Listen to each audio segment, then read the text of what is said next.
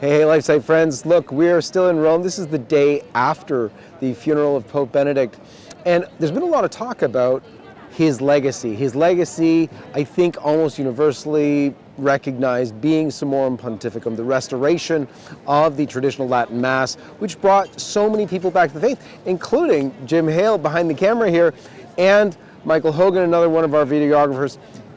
That has done so much.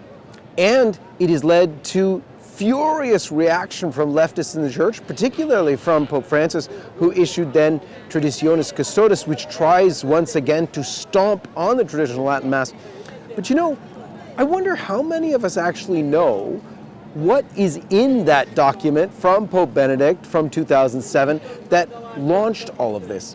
It's actually not that long a document. It's called Summorum Pontificum. I thought we could walk together to the place in Rome, which is the seat of the fraternity. It's called the Church of the Trinità, of the Trinity, and of the Most Holy Trinity. And why don't I just read for you the document, Summorum Pontificum, as we walk. Will you join me? The Supreme Pontiffs have to this day shown constant concern that the Church of Christ should offer worthy worship to the Divine Majesty for the praise and glory of His name and the good of all His holy Church.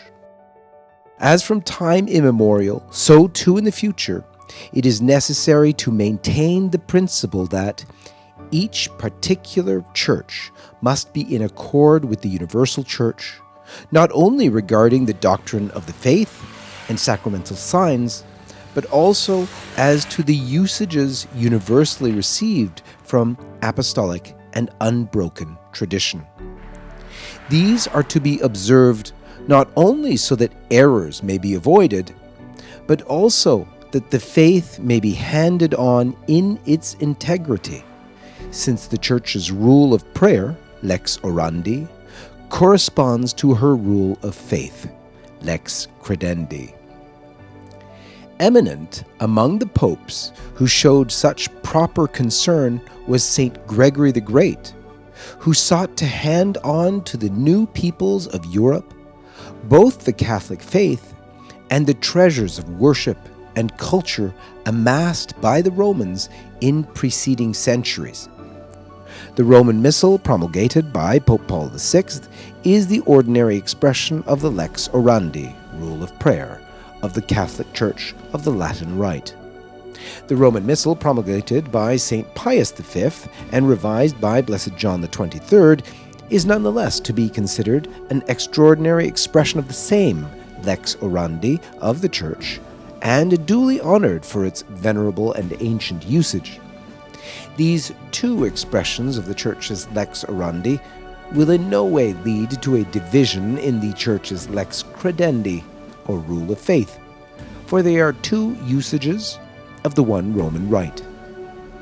It is therefore permitted to celebrate the sacrifice of the Mass following the typical edition of the Roman Missal, which was promulgated by Blessed John XXIII in 1962 and never abrogated.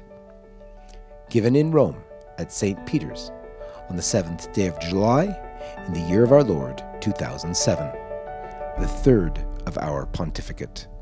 Signed, Benedictus XVI.